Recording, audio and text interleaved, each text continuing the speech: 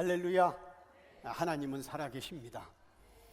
여러분, 아까 우리 찬양할 때 첫 번째 찬양할 때 거룩한 신부가 되리라, 그래서 내 생명 주님께 드리리, 이게 옛날에 예수 계시 몰랐을 때는 건방진 소리입니다. 왜냐하면 내가 어떻게 거룩의 용어는 하나님 것입니다. 그잖아요. 거룩은 우리가 거룩하게 살지 못해요. 거룩한 신부가 어떻게 됩니까? 쇳덩어리인데, 태어날 때부터 쇳덩어리인데, 그리고 내 생명 주님께 드린다는 게 어떻게 드립니까? 못 드립니다. 그런데 우리는 예수를 몰랐을 때는 그런 찬양하면서 결단하고 다짐하고, 그러면서 내가 더 충성봉사하고 거룩한 신부가 되려고 몸부림쳐서 금식기도 하고, 그렇게 해서 이제 어느 정도 되는 것 같으면 주님께 나 잘했죠, 그러니까 하나님 보시고 복을 달라고 이렇게 무당신앙으로 가는데, 이제는 저 찬양이 우리의 고백이 될 수가 있어요. 왜? 거룩한 신부가 되리라는 것은 내가 깨끗하고 내가 노력해서 내가 금식해서가 아니고 거룩하신 예수 그리스도를 붙들고 있는다. 거룩하신 예수 그리스도가 어떤 분인지 알면서 그분을 믿고 그분의 은혜로 은혜를 받고 있는다. 그래서 그 머리 되시는 예수 그리스도와 그 몸으로 붙어 있는 내가 거룩한 신부가 되는 거예요. 그분이 그렇게 만들어 주셨기 때문에 그렇게 고백을 할 수 있고, 이제는 내 생명 주께 드린다. 그렇습니다.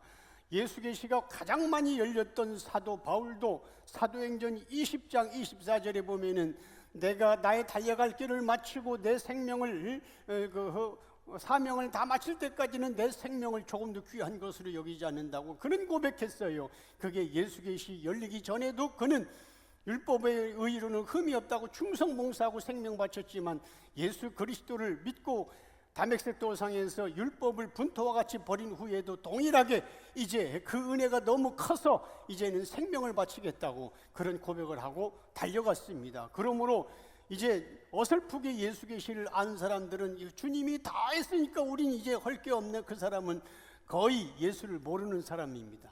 이제 이 예수를 알기 시작하면, 이 예수를 깊이 들어가기 시작하면, 이 예수를 모를 때에는 내가 충성 봉사했으니까 give and take, 내가 이렇게 했으니까 하나님 복 주세요, 이런 무당신앙이었지만은 이제는 이 충성 봉사하는 것은 내가 한 것이었고 죄인 중에 괴수였는데 일방적으로 하나님의 그 보혈의 피로 밀고 들어와서 내가 영원히 지옥 가야 되는데 나를 이렇게 구원해 주셨고, 나를 위해서 예수님이 십자가에 죽으실 정도로 사랑하셨다는 걸 깨닫고 나니까 그거에 대해서는 감사와 감격으로 생명을 바치는 겁니다. 이 차이입니다. 이 시대는 한쪽으로 잘못되고 치우치고 있습니다.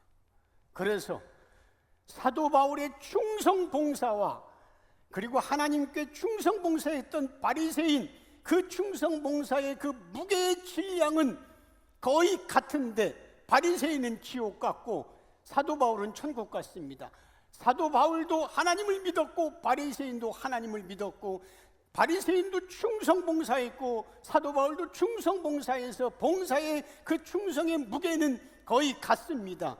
그런데 똑같은 하나님을 믿었는데, 그런데 충성봉사의 그 의미와 하는 이유는 한쪽은 상 받겠다고 하고 자기 의를 내세우고, 한쪽은 나는 죄인 중에 괴수인데 하나님의 은혜, 예수 그리스도의 일방적인 은혜가 밀고 들어와서 은혜 가운데 구원받았다는 그 감격 속에 충성하는 거예요. 이것을 이 시대 목사들은 가르치질 않습니다. 모르니까. 지금 연구소에서 대한민국 방방곡곡에 이렇게 예수 부흥회가 일어나고 있습니다. 예를 들어서 저 같은 경우도 이번 달에 두 교회를 강사로 다른 교회에 가게 됩니다. 천안으로 가게 되고 이 대명교회로 가게 되고, 그리고 10월 달에도 일산 부흥회 허락 강사로 가야 되고, 그 외에도 굉장히 많은 11월 달에도 다른 지역에 11월 달에도 충북 괴산 쪽에 설교하러 가야 되고, 또 바로 이어서 전남 장흥에 설교하러 가야 되고.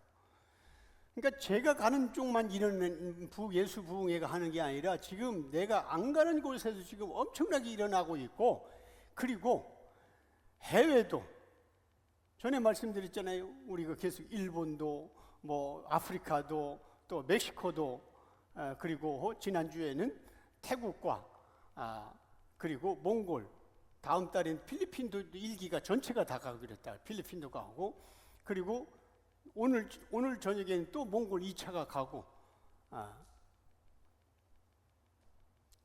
다음 달에는 비행기 35시간 타고 남미 파라과이 제가 가고. 자, 이걸 제가 왜 이 말씀을 드리려고 하냐면, 지금 예수 부흥이 예수 계시가 초대교회처럼 똑같이 일어나고 있어요.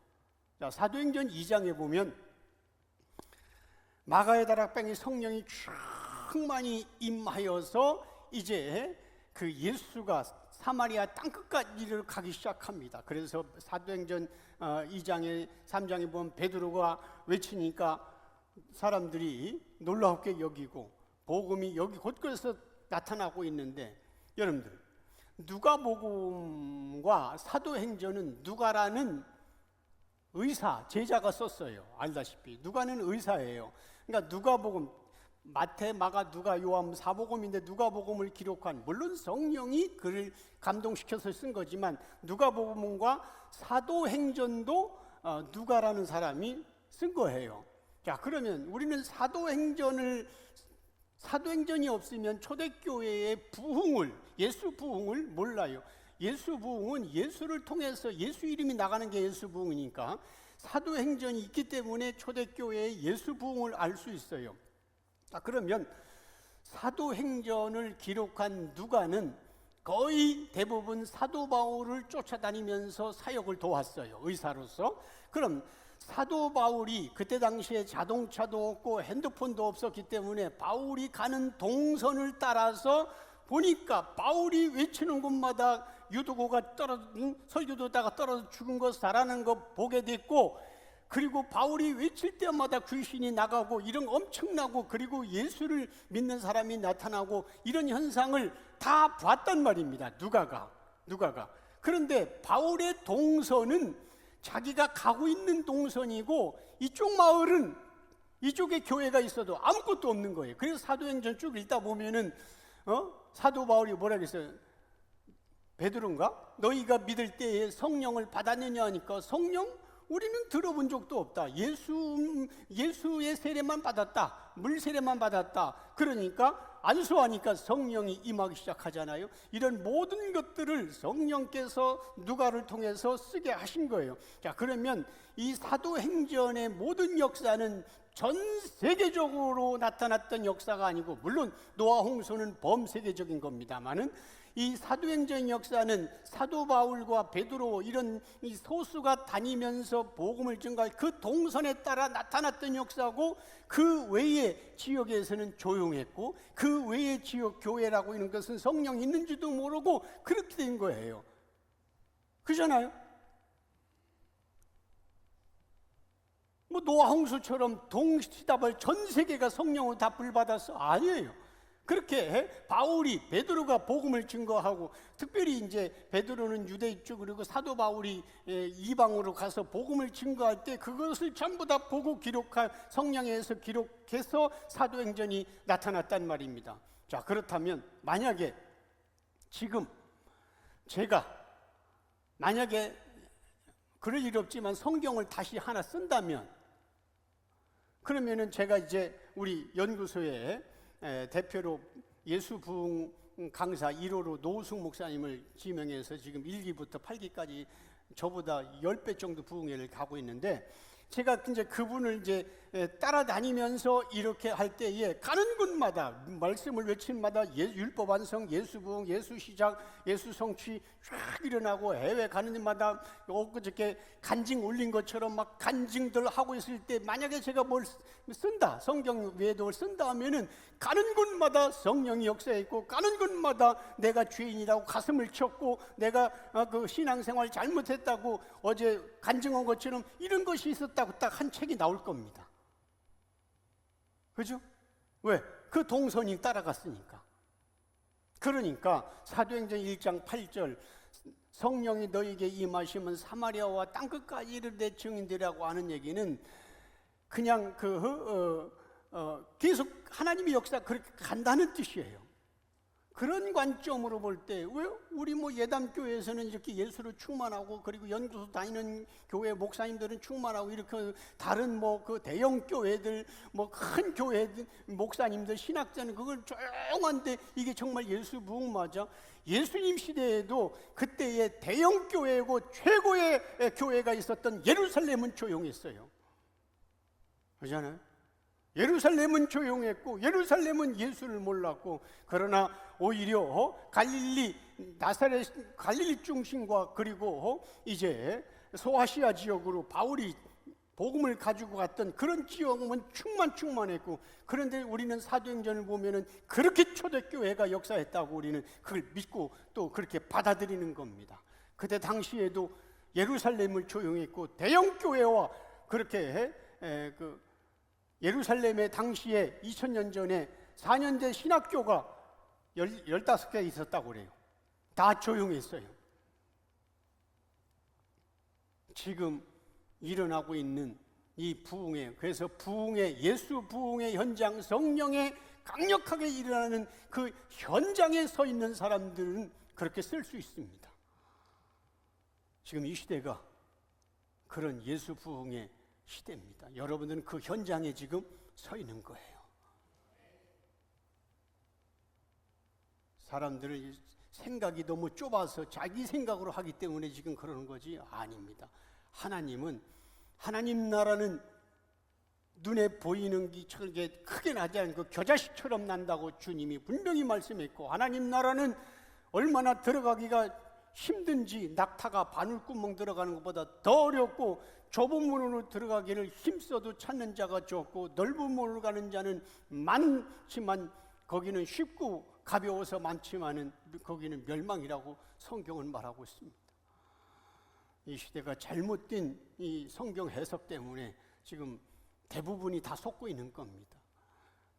그런데 오늘 저와 여러분들은 이렇게 예수 복음의, 예수 부흥의 지금 현장에서 여러 가지 반대자들의 핍박자들을 무릅쓰고, 초대교회처럼, 비록 초대교회는 사자굴 속에 들어가서 뼈만 남았고, 또 카타콤에 들어가서 몇 달 동안 햇빛을 못 봐서 문둥병이 걸려 죽었지만은, 우린 그런 현상은 아니고, 기껏 해봤자 사람들이 우리에 대해서 비난할 뿐이고 헛소리할 뿐인데, 우리는 그래도 그런 예수 부흥의 현장에 서 있다고 하는, 주님이 우리를 그렇게 세워주시고 있다고 하는 이 감사함과 당당함 속에 그 예수를 늘 붙잡고 찬양할 수 있기를 주의 이름으로 축원합니다.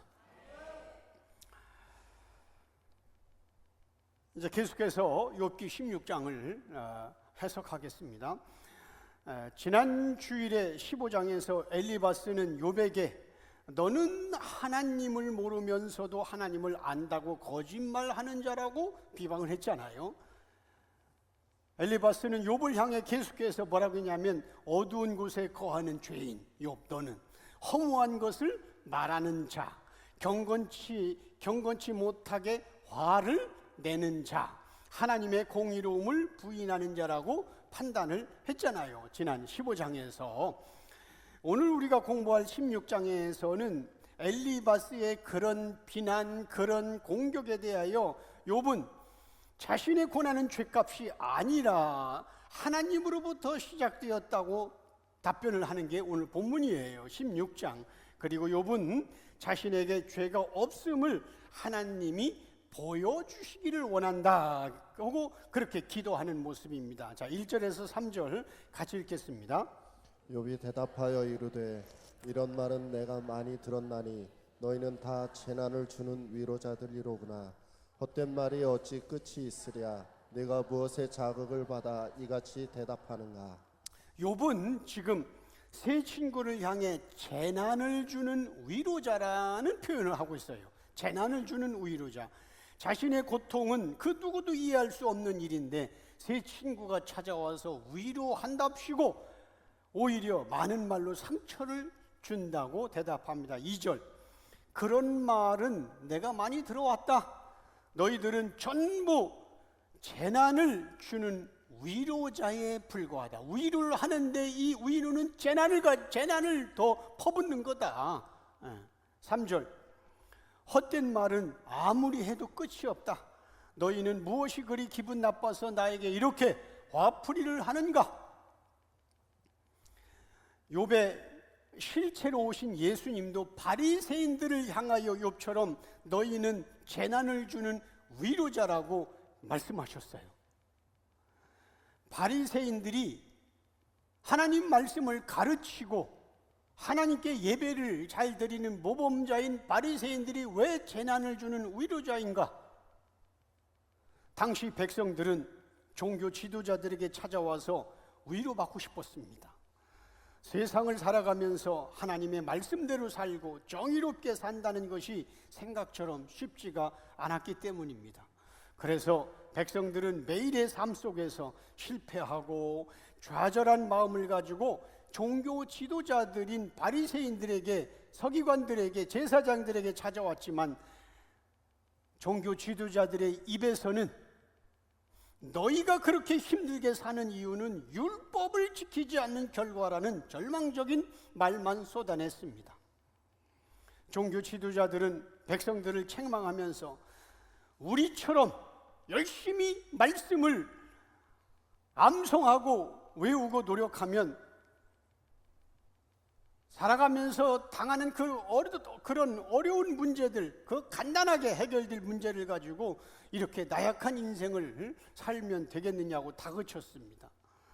이런 바리새인들의 말과 권면은 백성들의 힘든 인생에 오히려 재난을 주는 말이었고, 바리새인의 책망은 백성들의 마음을 무겁게 만드는 침이라고 예수님은 이렇게 책망하십니다.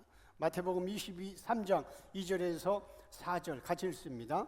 서기관들과 바리새인들이 모세의 자리에 앉았으니 그러므로 무엇이든지 그들이 말하는 바는 행하고 지키되 그들이 하는 행위는 본받지 말라. 그들은 말만 하고 행하지 아니하며 또 무거운 짐을 묶어 사람의 어깨에 지우되 자기는 이것을 한 손가락으로도 움직이려 하지 아니하며. 자, 2절에 보면은 서기관과 바리새인들이 모세의 자리에 앉았다는 얘기는, 이 모세의 자리라는 얘기는 모세의 율법을 가지고 재판하고 있다는 거예요. 지금 판단하고 있다는 겁니다. 그러면서 4절에 보니까 그들은 무거운 짐을 묶고 사람의 어깨, 여기서 무거운 짐이 뭘까? 율법의 짐이, 당연히 무슨 다른 개나리 무짐이겠어? 율법의 짐을 지운다. 그래서 오히려 백성들이 찾아오면 재난을 주는 위로자가 되는 거예요. 하나님의 말씀으로 권면하고 하나님의 말씀으로 위로하고 있는데, 오늘 욥이 얘기한 것처럼 너희는 나에게 재난을 주는 위로자다. 예수님은 오늘 본문 이 마태복음 23장 4절에서 바리새인과 서기관 너희들은 무거운 짐을, 재난의 짐을 사람들의 어깨에 지운다고 그렇게 책망하고 있습니다. 오늘 본문에서 욥이 바리새인들의 모형을 하고 있는 친구들을 향해 너희는 재난을 주는 위로자라고 말한 것처럼, 예수님은, 실체로 오신 예수님은 종교 지도자인 바리새인들을 향하여 너희는 백성들에게 무거운 짐을 지우는 재난을 주는 위로자다, 동일하게 책망을 하신 거예요. 바리새인들은 이처럼 백성들에게 무거운 짐을 지우고 재난을 주는 위로자였지만은, 반대로 예수님은 이 땅에 진정한 치유와 위로하러 오신 분입니다. 선악과를 입에 물고 태어난 인간은 죄악 가운데 살면서 영원한 지옥 멸망으로 떨어져야 하는 그런 낙담과 절망 가운데 살고 있었을 때에 예수님은 그런 절망적인 인간의 이 죄 문제를 한순간에 해결해 주시려고, 그리고 우리에게 위로해 주시려고, 무엇으로? 생명으로. 그래서 예수님의 율법 완성, 예수님의 8가지 사역에 사역하는 자는 위로가 뭡니까? 다른 게 아니에요. 돈으로 위로하는 게 생명으로 위로하는 거예요. 바리새인들은 무거운 짐을 지우는 재난의 위로자로 군림했지만 예수님은 무거운 죄의 짐을 대신 져주시려고 이 땅에 오셨다고 성경은 예수님이 친히 자신에 대해서 이렇게 말씀하십니다. 마태복음 11장 28절 같이 읽습니다. 수고하고 무거운 짐진 자들아 다 내게로 오라. 내가 너희를 쉬게 하리라. 아까 마태복음 23장의 4절에서는 지금 바리새인들은 무거운 짐을 지우는 자라고 했는데 예수님은 무거운 짐진 자들아 다 내게로 오라. 내가 너희를 쉬게 하리라. 내 짐은 쉽고 가볍다. 그렇게 말씀하십니다. 그렇습니다. 예수님은 율법의 무거운 짐에 허덕이던 백성들과 이 시대의 교인 가운데 우리를 부르셔서 그 무거운 율법의 짐을 벗겨 주시려고 이 땅에 오신 분입니다. 예수님은 그 과정에서 우리가 당해야 할 고난을 대신 당하셨고 우리가 받아야 할 저주를 대신 받으셨습니다. 이 시대 목회자들은 이런 예수, 성경에서 말하는 이런 예수를 모르니까 무거운 짐을 지우는 바리새인처럼 교인들에게 무거운 율법과 계명의 짐을 지우면서 하는 얘기가 강단에서 더 많이 기도해야 그 문제가 해결됩니다. 응답받습니다. 더 자주 금식합시다. 더 열심히 노력하라고 채근하면서 교인들을 옥죄면서 종교적 열심이라는 무거운 짐을 지우고 있는 거예요. 아닙니다. 예수님은 구원, 즉 생명을 가지고 이 땅에 내려오셨고 그 외에는 가지고 내려온 게 없습니다. 그 구원은 외부에서 밀고 들어왔지 내 노력과 내 애씀으로 되어지는 게 하나도 없습니다. 그러므로 이제 그 은혜를 받군, 그 은혜를 깨닫는 우리에게, 깨닫는 것도 성령이니까, 성령이 아니고서는 누구든지 예수를 주라고 시인할 자가 없으니까 깨닫게 하신 분도 성령이니까 그 깨닫게 하신 성령께서 가만히 있지 못하게 하고 바울처럼 우리를 이제 충성봉사로 끌고 가시는 거예요. 그때는 내 힘으로 하는 게 아니라 성령으로 하는 게 아니니까 지치지 아니하고 원망이 안 나오고 불평이 안 나오고 새 힘을, 그래서 독수리의 날개에 올라갈 것이요 청년이라도 곤비하고 넘어지지만 하나님이 함께하고 예수 그리스도와 함께하는 자는 쓰러지지 않고 피곤치 않은 거예요.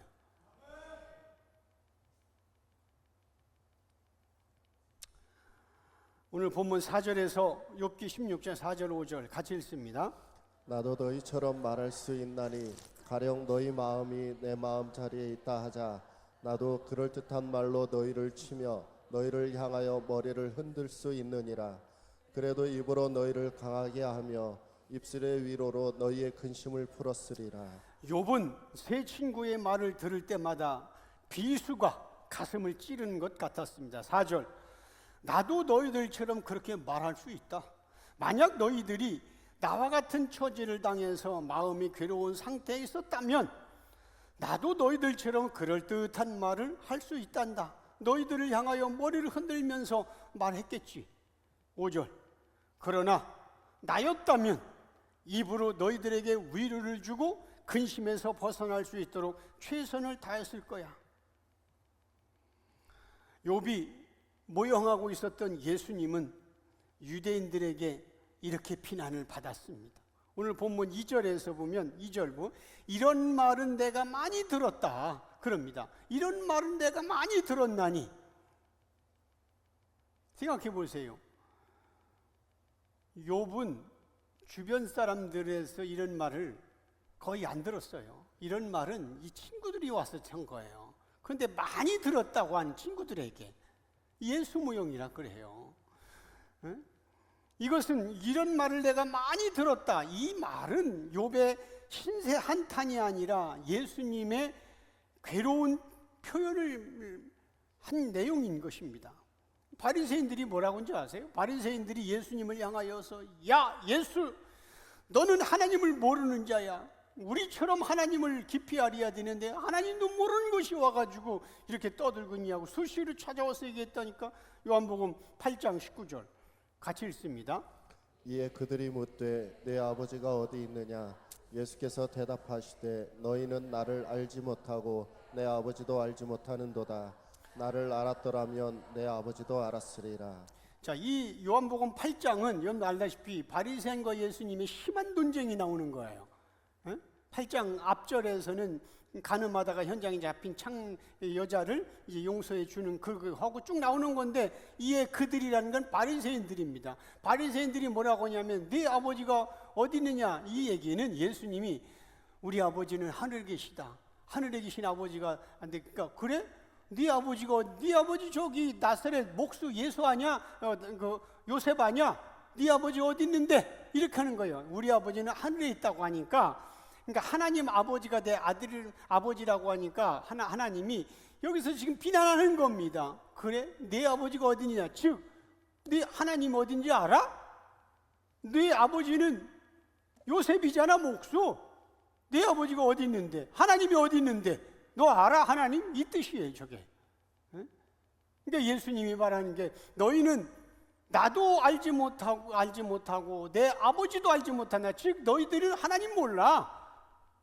마태복음 22장에 있잖아요. 너희는 성경도 모르고 하나님도 모른다. 내 아버지도 알지 못한다고 예수님이 분명히 했어. 저들은 하나님 중심으로 예배드렸는데 예수님은 너희들은 하나님을 모른다고. 내 아버지가 누굽니까? 하나님이잖아요. 하나님 아버지. 알지 못한다. 그렇게 얘기한 거예요. 나를 알았다라면 아버지도 안다. 그래서 결국은 예수 그리스도를 정말 아는 자는 하나님을 아는 자입니다. 그런데 이제 예수를 모르면서 하나님 얘기를 많이 하는 자는 바로 그냥 보편적인, 그냥 일반적인 하나님을 얘기하는 거예요.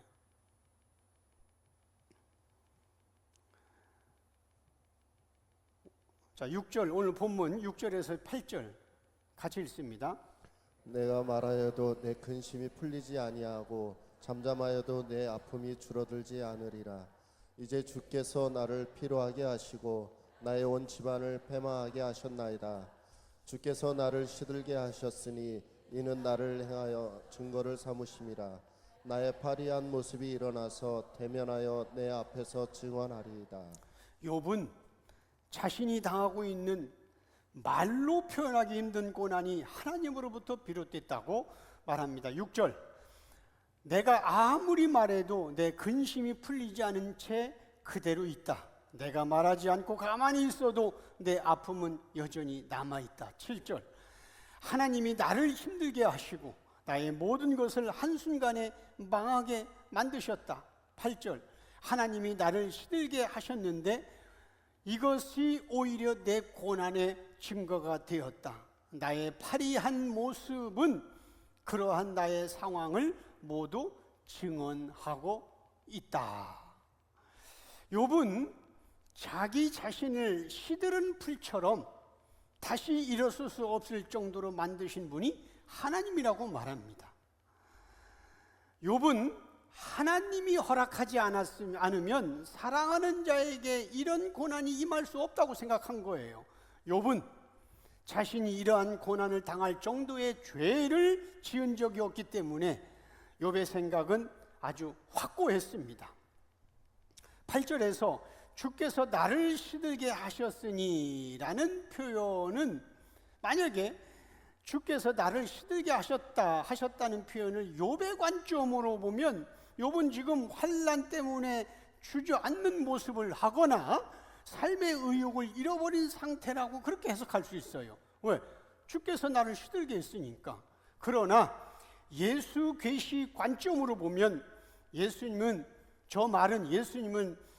마치 기력도 없고 기운도 없는 모양으로 사람들에게 나타나셨다는 뜻이에요. 예수님은 사람들에게 진리를 선포할 때에는 화려하거나 지식인의 모습을 보여주지 않았습니다. 예수님이 말씀을 선포할 때에는 저 말을 왜 잘하지? 그런데 저의 아버지가 요셉 아니야? 엄마가 마리아 아니야? 그러니까 예수님은 이렇게 사람들에게 진리를 선포할 때에 화려한 모습으로 신적인 모습을 보여주지 않았습니다. 예수님은 달동네와 같은 나사렛 출신이었고 직업으로는 천하교회였던 목수 출신입니다. 예수님의 진리 선포에는 죽은 영혼을 살릴 정도로 파급 효과가 컸습니다. 권세 있는 말씀 같다 해서 예수가 진리를 선포할 때 그 파급 효과, 그 생명력은 엄청났지만 그러나 겉으로 보이는 모습은 보잘것없고 초라한 모습이었습니다. 예수님은 진리의 말씀을 전하실 때에는 서기관과 같지 않고 권세 있는 자처럼 선포했지만 그러나 그렇게 말씀을 전하지 않고 가만히 계실 때에는 어떤 위엄의 모습이나 카리스마를 느낄 수가 없었습니다. 그렇다면 누가 예수님을 이런 모습으로 만들었을까?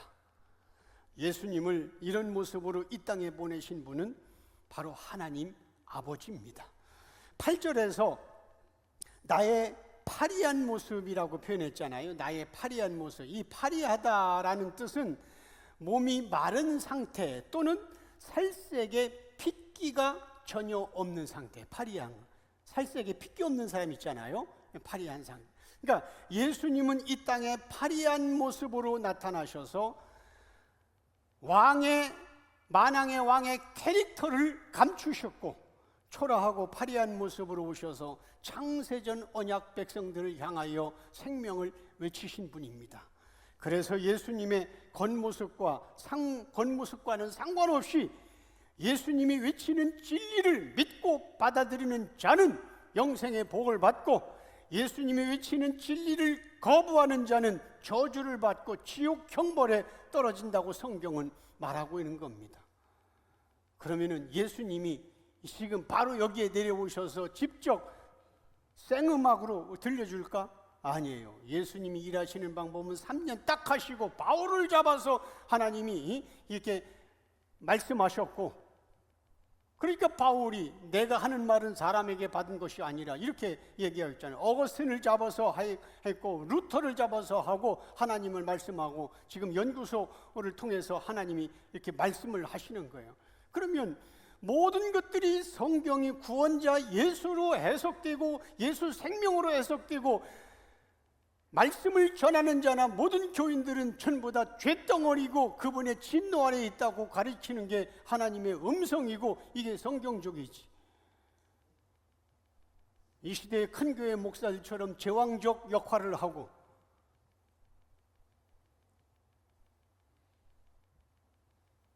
교인들이 목사를 조금이라도 하대하는 그런 거 있으면은 하나님이 저주하고 징계한다는 이런 겁박주는 이게 기독교냐고. 이 시대 모든 인간은 죄덩어리고 목사를 포함한 모든 인간은 주님의 은혜 아래 멸망받아야 할 존재인데 예수 그리스도가 우리의 죄를 대신 가져가시고 우리에게 의를 덮어주셔서 우리 모두는 그분의 전적인 은혜로 구원받은 겁니다. 욥기 16장 본문 9절 10절 같이 읽습니다.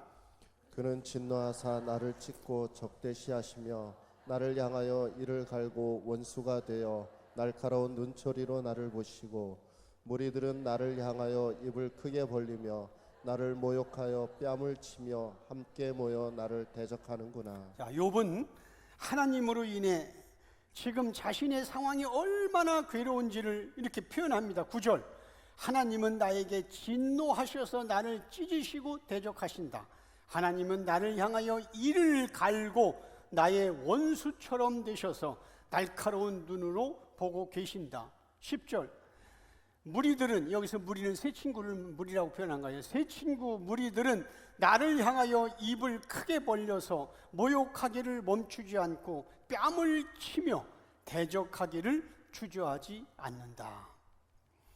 욥은 친구들의 정죄로 인해서 마음이 아팠지만 그러나 욥의 진정한 고통은 하나님의 진노에 대한 침묵이 상처가 더 컸습니다.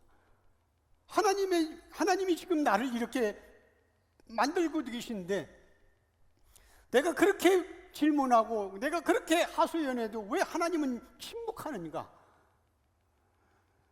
욥은 하나님을 누구보다도 사랑한 자기 때문에 지금 자신에게 일어난 상황들을 믿을 수가 없었습니다.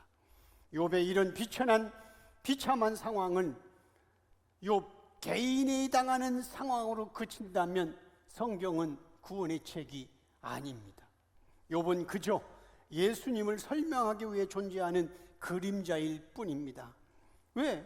다 배웠잖아. 모든 성경은 나에 대한 것이라. 여러분, 욥은 실체이신 예수님을 설명하기 위해서 잠깐 나타난 그림자라니까. 자, 그림자는 실체가 없으면 존재하지 않습니다.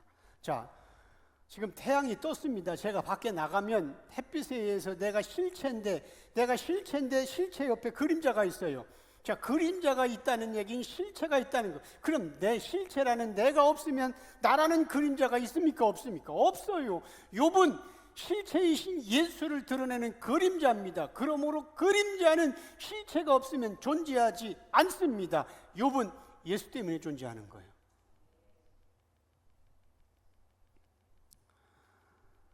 욥기는 예수님이 어떤 분인가에 대한 기록한 책입니다. 10절에서 무리들이 나를 향해 크게 입을 벌리고 나의 뺨을 치며 대적하고 있다고 했는데, 아니 누가 욥을 뺨쳤어요? 욥 뺨 안 때렸어요. 친구들도 비난만 했지 안 때렸어요. 그런데 실제로 예수님에게 사람들은 침뱉고 뺨을 쳤잖아요. 마가복음 14장 65절 같이 읽습니다. 어떤 사람은 그에게 침을 뱉으며 그의 얼굴을 가리고 주먹을 치며 이르되 선지자 노릇을 하라 하고 하인들은 손바닥으로 치더라. 자, 예수님은 대제사장이 주관하는 재판정에서 수많은 무리들에게 이렇게 모욕을 당하시는 겁니다. 침을 뱉고 주먹으로 치며. 아니 욥이 침뱉음을 당하고 주먹으로 침 받아서? 아니, 무지한 무리들은 예수님의 얼굴에 침을 뱉고 어떤 자들은 내가 그리스도라면 말해보라고 뺨을 때리기도 했습니다. 여러분, 우리가 성경을 읽다 보면은 예수님에 대하여 표현될 때는 두 가지로 아주 극명하게 다른 모습으로 이게 나타나고 있는 걸 볼 수 있어요. 하나는 예수님은 성경에 보면 밝은 빛으로 등장하고 어떤 사건에서는 주인공으로 나타날 때가 있는가 하면, 또 하나는 매맞고 모욕당하는 모습으로 나타나기도 합니다. 요한복음 1장에 보면 예수님은 빛으로 이 땅에 오셨다고 했어요. 그죠? 예수님은 어두운 이 땅에 소망을 주는 빛으로 오셨다고 분명히 요한복음 1장 9절, 7절, 9절에 나오고 있습니다. 그리고 오병이어의 기적을 일으킨 주인공으로 절망하고 배고픈 저들에게 먹이셨고, 그리고 불치병, 중풍병자 아니면은 문둥병자, 이 불치병 환자들을 일으켜 주시는 주인공으로 나타나고 있습니다. 그런 반면에 사람들에게 욕을 먹고 침뱉음을 당하고 뺨을 맞고 십자가에 매달리는 연약하고 수치스러운 모습으로도 나타납니다. 예수님의 이러한 플러스가 아닌 마이너스적인 표현들은 모두 인간의 죄를 대신 짊어질 때만 사용되는 표현들입니다. 잘 기억하세요. 이 예수님에게 마이너스적인 표현은 우리의 죄를 대신 짊어질 때만 사용되는 표현이에요. 그러니까 우리가 그렇게 당할 걸 주님이 대신 막으셨어요. 예를 들어서 누가 내 아들을 막 때리려고 할 때에 그 아들을 뒤로 빼고 엄마가 탁 들어갔을 때 엄마가 여기 어퍼커트를 맞아서 피를 쏟는 것처럼 우리가 맞아야 하는데 예수님이 탁 들어가서 그렇게 다 맞은 거예요. 그래서 예수님에게 내려왔던 모든 고난과 저주와 뺨 때림과 침뱉음은 우리에게 하는 것입니다.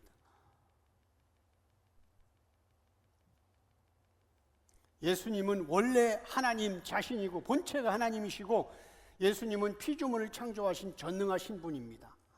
성경은 조연에 불과한 주연과 조연이 있는데 성경은 예수님이 주연이고 그 나머지 모든 모세와 사도 바울과 아브라함 다 조연이고 주연은 예수님이에요.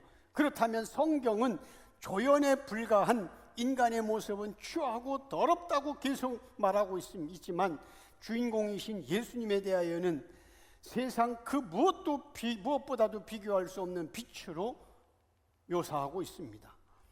그래서 우리가 성경을 인간 중심이 아니라 예수님 중심으로 읽으면 성경 속에서 우리는 이런 빛나고 아름다우신 예수님을 만날 수 있는 것입니다.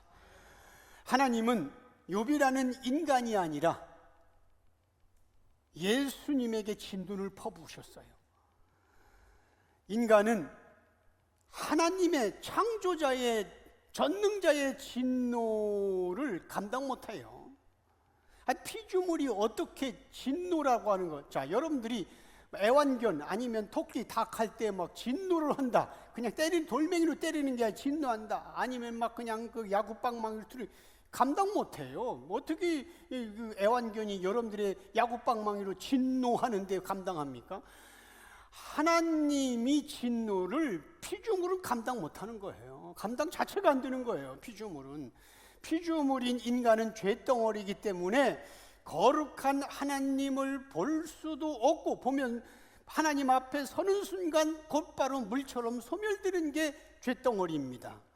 예수님은 그런 인간의 죄를 대신 지시고 하나님의 진노를 모두 받아내신 겁니다. 예수님은 죄인이 받아야 할 그 모든 형벌을 대신 받으시면서 살갗이 찢어지고 십자가 위에서는 하나님으로부터 철저하게 외면당할 정도로 상상을 초월하는 괴로움을 당하셨습니다. 우리는 예수님의 고난을 생각할 때, 이 시대는 예수님을 고난을 생각할 때 손과 발에 못이 박히고 그저 겨우 머리에 씌워진 가시면류관만 그 고통이라고 생각했지, 예수님을 힘들게 했고 예수님 마음을 진정으로 아프게 한 이유를 잘 몰랐습니다. 욥이 친구들이 비수를 꽂는 것도 힘들었지만 욥을 가장 힘들게 한 것은 이 고난에 대해서 하나님의 침묵이었어요. 예수님이 손과 발에 대못을 박히는 것도 고난이었고 침뱉음을 당하는 것도 고난이었지만은 십자가에서 엘리 엘리 라마 사박다니 나의 하나님 어찌하여 나를 버리셨나이까, 하나님의 진노, 하나님의 저주, 하나님의 침묵, 이것이 예수님을 가장 힘들게 한 거예요.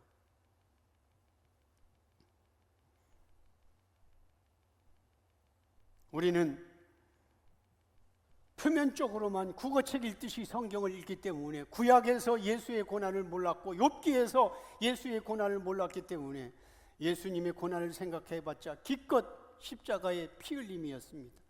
그러나 예수님을 힘들게 했고 예수님 마음을 진정 아프게 한 것은 하나님은 십자가 위에서 인간에게 쏟아 부으실 저주를 예수님에게 다 쏟아 부으셨습니다.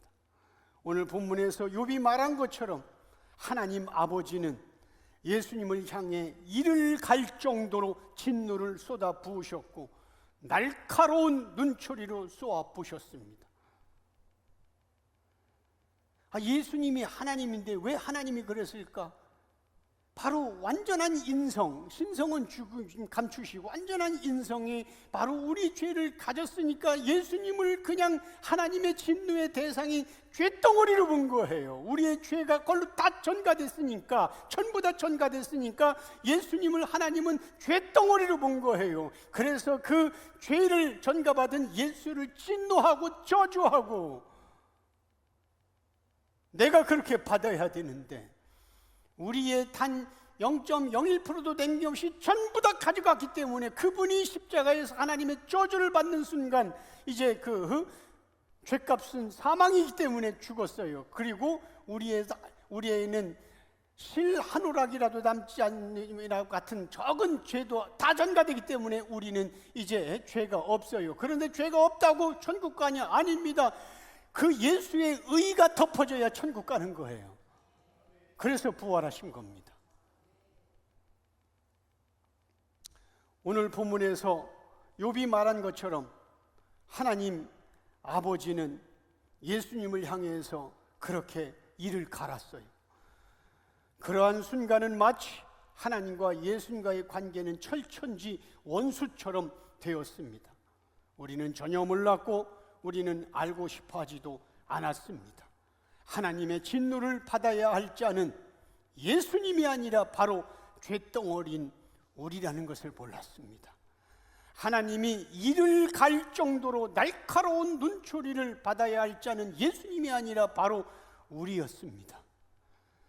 하나님의 진노의 시선은 예수님께 고정하는 것이 아니라 우리가 하나님의 진노의 시선을 받아야 했는데 예수님이 요단강 세례에서 우리의 모든 전죄를 전가 받으셨습니다. 한마디로 예수님의 십자가 저주와 죽음은 나를, 여러분들을 살리기 위한 것이었습니다.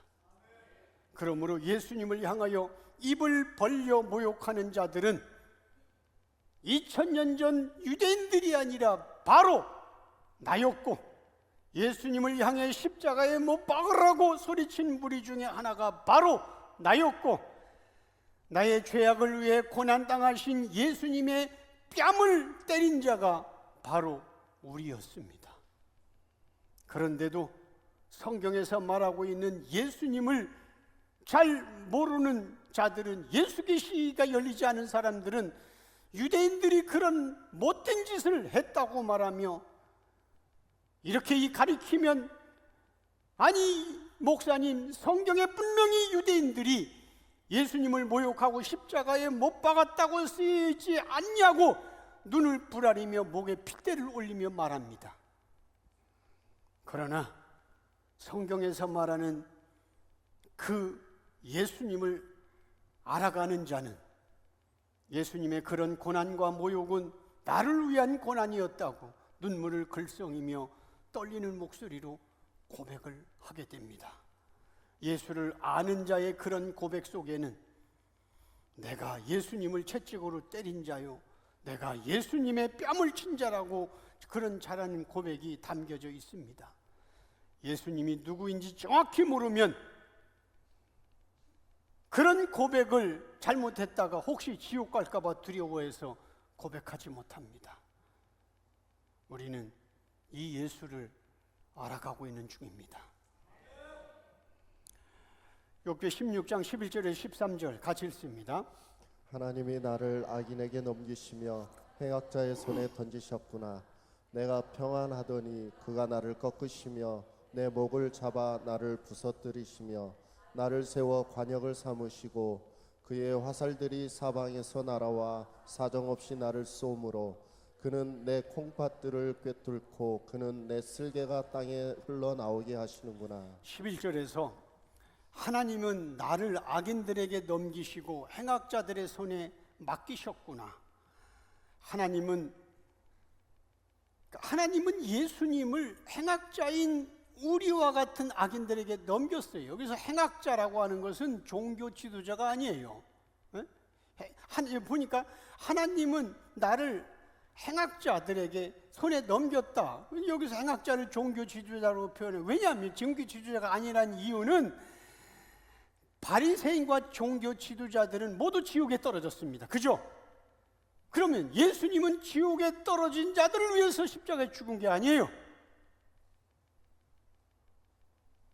예수님의 고난과 십자가의 죽음은 우리의 구원을 위해서 필요한 것이기 때문에 결국 11절에서 하나님은 나를 악인과 행악자들의 손에 맡겼다는 역은 우리가 바로 악인이요, 우리가 행악자인 겁니다.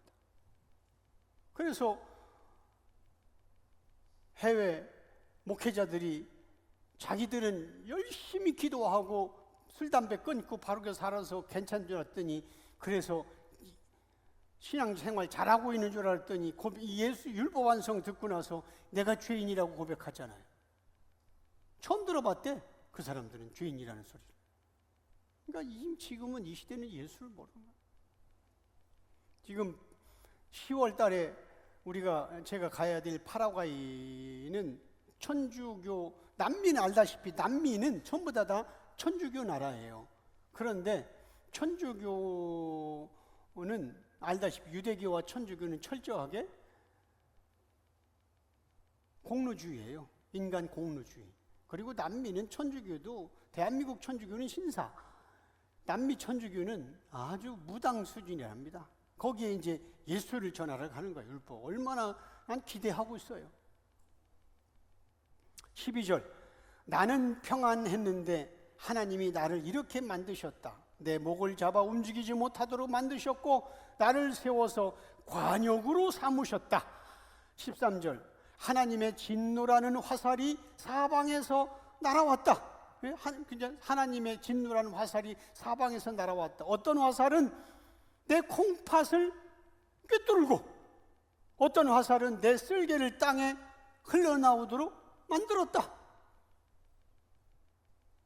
우리가 잘 알고 있듯이 욥이 지금 온몸에 욕창이 나고 고난이 있긴 하지만, 그렇다고 해서 여기서 욥이 표현한 대로 욥의 콩팥과 쓸개가 밖으로 나왔어요? 아니, 이걸 욥으로 해석할 수 없어요. 그러므로 욥은 지금 자신의 아픔을 표현하고 있지만, 그러나 성경은 구원자에 대한 이야기를 기록하고 있습니다. 예수님의 본체가 하나님이시기 때문에 하늘 보좌에서 평안히 다스리시는 위치에 있어야 하지만, 예수님은 그 지위를 버리시고 이 땅에 내려오신 거예요. 하나님 아버지는 예수님의 모든 것을 꺾으셨고 예수님에게 있는 권세와 능력을 숨기시고 연약하고 초라한 모습으로 이 땅에 보내셨습니다. 그리고 예수님을 마치 관역의 표적처럼, 꼼짝도 못하게 서 있는 표적처럼 그렇게 하나님의 분노와 저주를 다 받아냈잖아요. 우리가 관역이 있으면 거기다가 총을 쏘잖아요. 관역이 움직이지 않고. 그런데 여기 오늘 보면 그렇게 나왔잖아요. 마치 관역처럼 하나님이 나를 세웠다. 그리고 화살을 쏘는데 어떤 건 콩팥으로 찍고 어떤 것은 나를 심장을 찔렀다. 우리가 창세기 공부할 때 배웠잖아요. 하나님이 노아 홍수 다시 일으키고 다시는 물로 심판하지 않는다. 무지개가 이렇게 했는데 이게 결국은 화살인데, 활이 거꾸로 무지개가 이렇게 있는 게 아니고 화살이 이렇게 해서 하나님의 심장에 화살을 쏘는 게 무지개라고, 이게 예수라고 다 배웠잖아요. 그런데 그 예수가 예수를 하나님이 땅으로 내려 꽂아서 이제 화살이 땅으로 내려 꽂아서 관역처럼 있어서 이제 하나님의 저주와 하나님의 모든 피조물까지도 관역질 맞추도록 하셨다는, 이런 저주와 분노를 왜 우리를 지옥에서 건지기 위해서.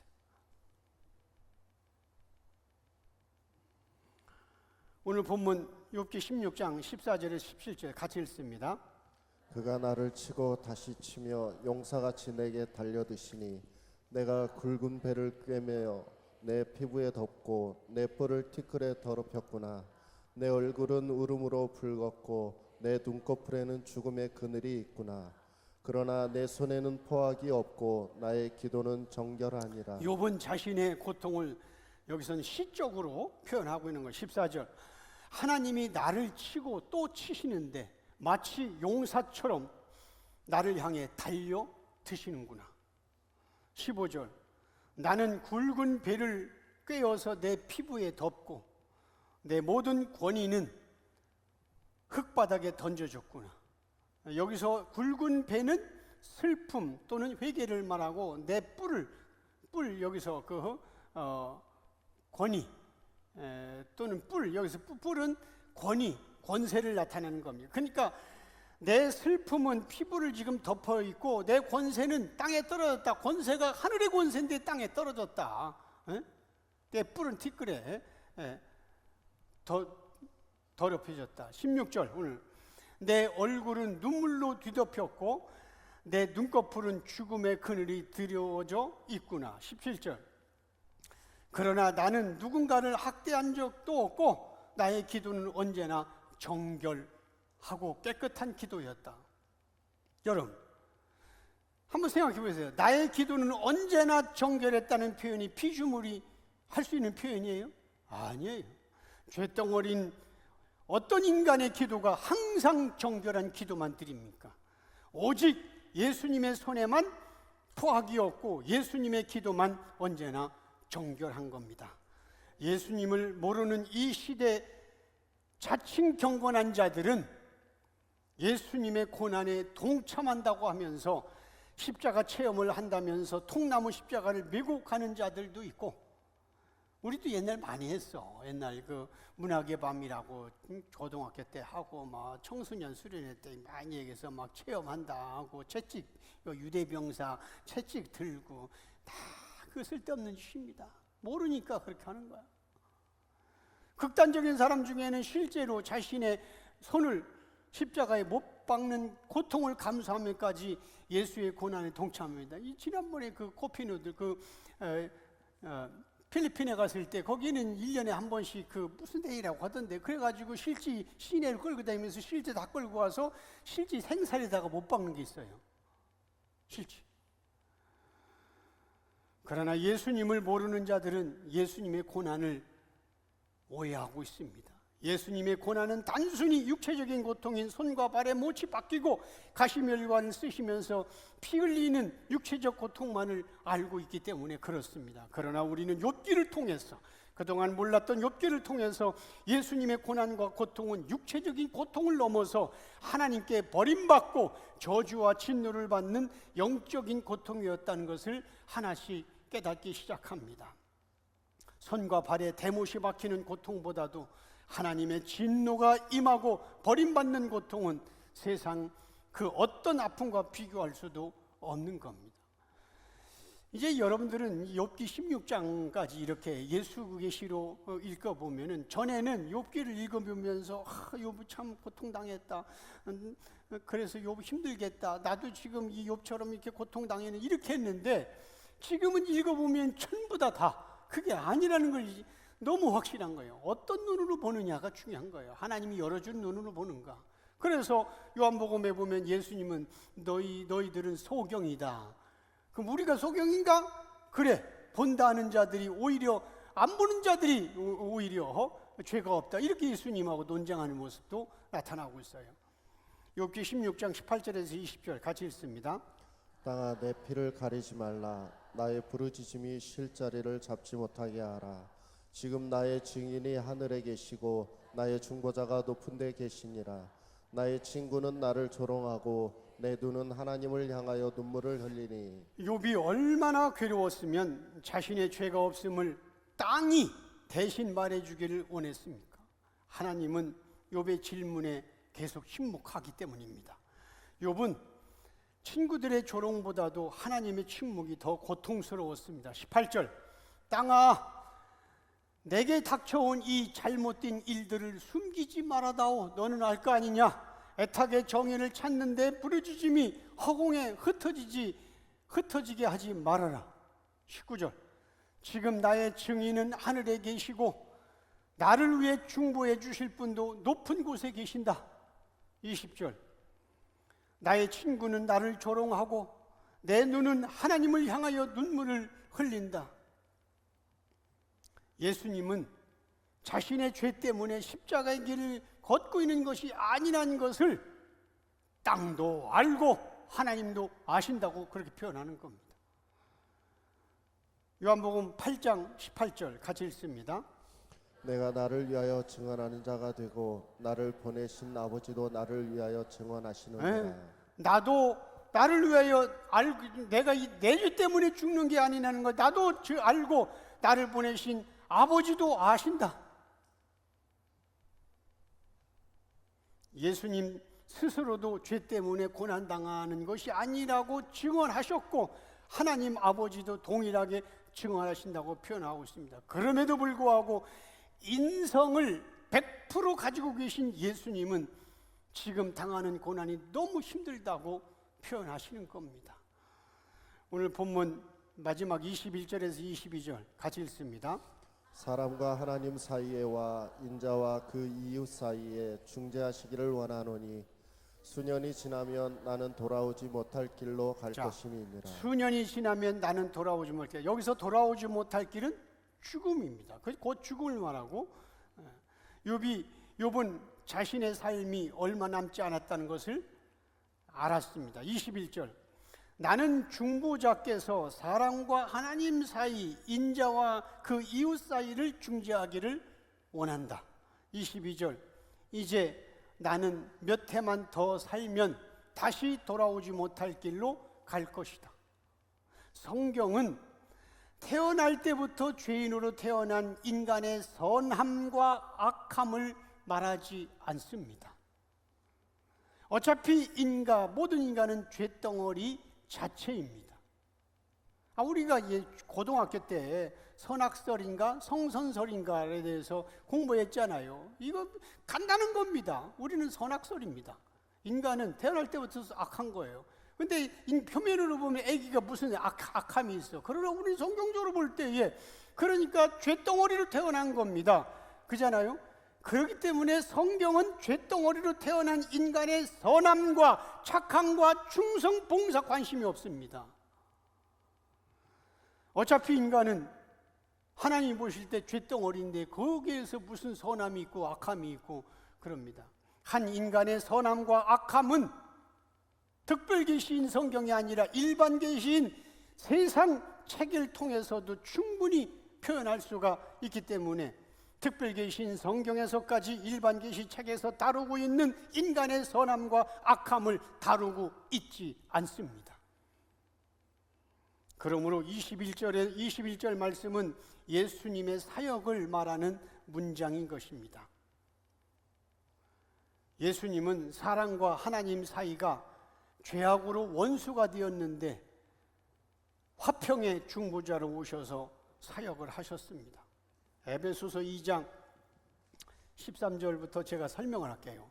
자, 보면은 이제는 뭔가 예수 그리스도를 믿고 받아들이 이제는 전에 멀리 있던 너희가, 멀리 뭡니까? 이 멀리라는 건 거리를 얘기하는 게 아니에요. 하나님하고 상관없던 너희가 예수 그리스도 안에서 그리스도의 피로 가까워져서 여러분들이 노력해서가 아니고 여러분들이 기도해서가 아니고 여러분들이 헌신해서가 아니고 예수 그리스도의 피로 가까워졌다는 게 멀었다는 거리가 아니라니까. 이제 하나님의 자녀가 되었다.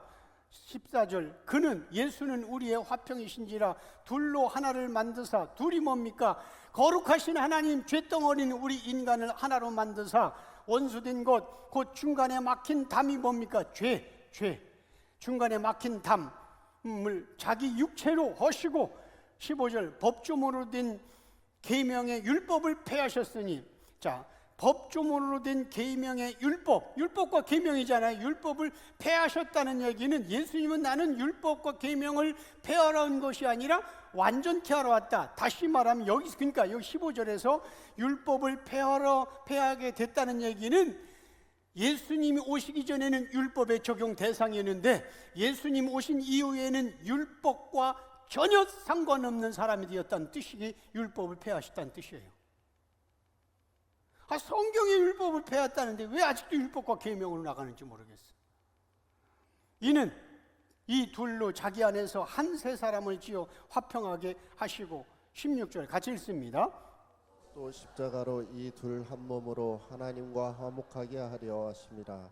원수된 것을 십자가로 소멸하시고. 네, 예수님이 돌아가신 하나님의 저주와 진노를 받아낸 십자가로 이 둘을 하나님과 인간 거룩감과 죄덩어리를 한 몸으로 하나님과 화목하게 하려 하십니다. 그래서 원수된 것은 뭡니까? 죄. 원수된 것은 십자가 예수의 죄 저주로 소멸되었습니다. 걱정하지 마세요.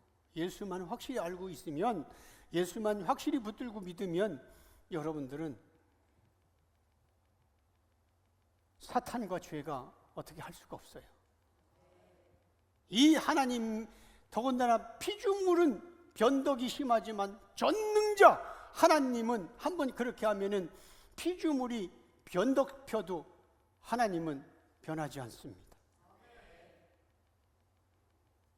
예수님은 이런 중보자의 사역 때문에 죽는 순간까지 피조물들에게 조롱을 당하셨고 하나님 아버지로부터 철저하게 외면을 당하셨습니다. 예수님은 21절에서 수년이 지나면 돌아오지 못할 길로 가신다고 표현했는데 여기서 수년은 예수님의 속죄 시기인 3년을 의미하고 있고 돌아오지 못할 길은 십자가 죽음을 말합니다.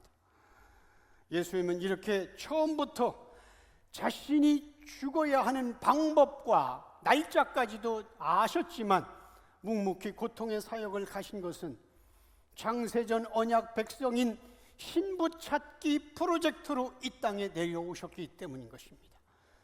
이런 예수님과 함께하고 있는데 이런 좋으신 예수님이 나의 신부고 나의 신랑이고 나의 주님이신데 잠시 사는 이 세상의 문제가 뭘 그리 대수롭습니까? 이런 예수님이 나를 끔찍히 사랑하고 있는데 이 땅의 성공과 실패에 왜 그렇게 요동치십니까? 지난주에 제가 예수고백 나눔팀에게 말씀드렸어요. 우리가 천국은 영원입니다. 영원은 몇 억만 년도 아니고 몇 천억만 년도 아니고 시간 자체가 제한이 없어요. 그러니까 결국은 죽음이 없어요. 자, 지난번에 말씀드린 대로 영적인 존재는 영적인 존재에게 영혼은 사라지지 않습니다. 어딘가가 있어야 돼요. 그러면 천국과 지옥에 있어야 되는데 천국과 지옥은 똑같이 영원입니다. 영원. 그런데 지금 우리는 그 예수를 배우고 땅에 있는 자를 아버지라고 하지 마라. 너희 아버지는 하늘에 계십니다. 그러니까 아버지라고 하지 말라는 얘기는 뭔가 배우는 그림자라는 뜻입니다. 내가 네 남편이다. 하나님 말씀했으니까 지금 남편은 신랑은 가짜고 그러니까 뭘 배우는 기간이 이 배우는 기간을 100년으로 하나님이 준 거예요. 오래 살아봤자 100년. 자, 그러면 100년은 낀 것 같아요. 그죠? 굉장히 낀 것 같아요. 그런데 100년만 따로 보면 길지만 영원 옆에 놓으면 영원 옆에 100년을 놓으면 볼펜으로 점 찍는 것보다도 더 작은 거예요. 여러분들 뭐 100m 길이 돼. 100m 길이가 있는데 거기에 볼펜으로 점 찍으면 표시나요? 그거보다 더 짧아요. 영원. 우리가 100년 산다는 게 굉장히 긴 것 같은데 영원한 지옥, 영원한 천국 옆에 100년을 놓으면 점보다도 더 작다니까. 그 점을 살면서 왜 이렇게 힘들어하고 왜 이렇게 어려워하느냐고. 영원히 안 보이니까. 영원한 그 영생이 하나님이 가져온 생명에 대해서 확신이 없으니까 그런 거예요. 그러니까 점보다도 더 작은 이 세상에 살면서 영원한 생명이신 예수 그리스도가 신랑이시고 그분이 우리의 주님이시라고 그렇게 말씀하시고 그분이 나를 위해서 그런 고통과 아픔을 당하실 정도로 사랑하셨다고 계속 욥기를 통해서 말씀해 주시는데 뭐가 그렇게 이 세상에 성공했다고 히히거리고 실패했다고 힘들다고 절망하고 그렇게 요동칩니까? 그렇게 할 필요 없습니다. 점보다 더 작은 영원을 지금 생각을 못하니까 그런 건데 거기에 영원 옆에 이 100년을 놔보세요. 점보다 더 작은 삶을 잠시 살고 있는 거예요. 그래서 성경은 인생은 나그네와 같고 인생은 안개와 같고 인간은 인생이 잠시 있다가 없어지는 거와 같다고 표현하는 거예요. 이런 은혜를 우리에게 깨닫고 욥기를 통해서 진리를 알게 하신 우리 예수님께 감사와 찬양과 영광의 박수를